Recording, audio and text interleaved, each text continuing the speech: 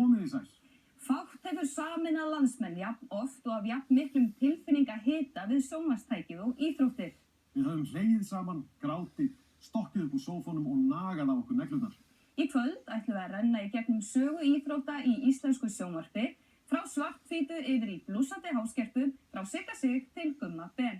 Já, íþróttafréttamenn reyna að veikum mætti en miklu móð að ná yfir allt sem gerist á degi hverjum og við byrjum að sjálfsögðu á frumkvöðlunum Sigurði Sigurðssyni.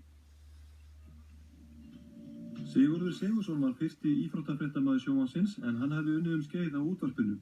Einhverja hluta vegna þessa einstaka fréttamanns helst minnst fyrir afskipti sín af íþróttum, enda brautryðjandinn og fyrirmyndi næstu árin og eftir.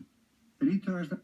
skíðamóti Íslands sem háð var í Hlíðarfjalli við Akureyri lauk í gær. 18.243 keyptu sig inn á Laugardalsvöllinn til að horfa á leik Vals og Benfica sem nú er að hefjast. Það eru þeir Torres og El Sabio sem eru þarna við miðlínu og leikurinn í hafinn. Hvað hafa kappreiðir háðar hér lengi á skíðvellinum? Fyrstu kappreiðar sem haldnar voru hér á þessum stað voru árið 1922.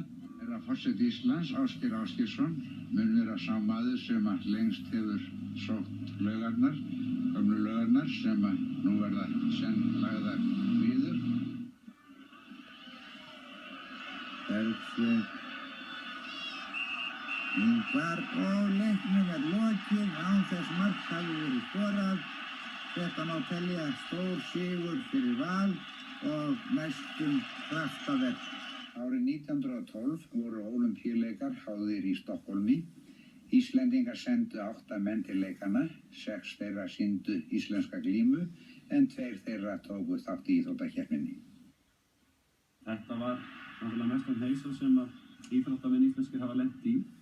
En svona í minningunni að það var gaman að taka þátt í þessu. Og þetta var mikil reynsla og væri æfilegt að skrifa nokkra bækur þennan leiksíki, er ekki? Það er svona 2 álfa. Já. Þú lýstir þessum ósköpum. Hvernig var að lýsa þessum leik? Já, ég fenn nú eiginlega rollur með það sem ég var nú búinn að lofa því þannig að fljótlega eftir að leika Gleimunum sem allra fyrst. En þetta hefði nú verið eini leikurinn sem að íslenska þjóðin mann eftir.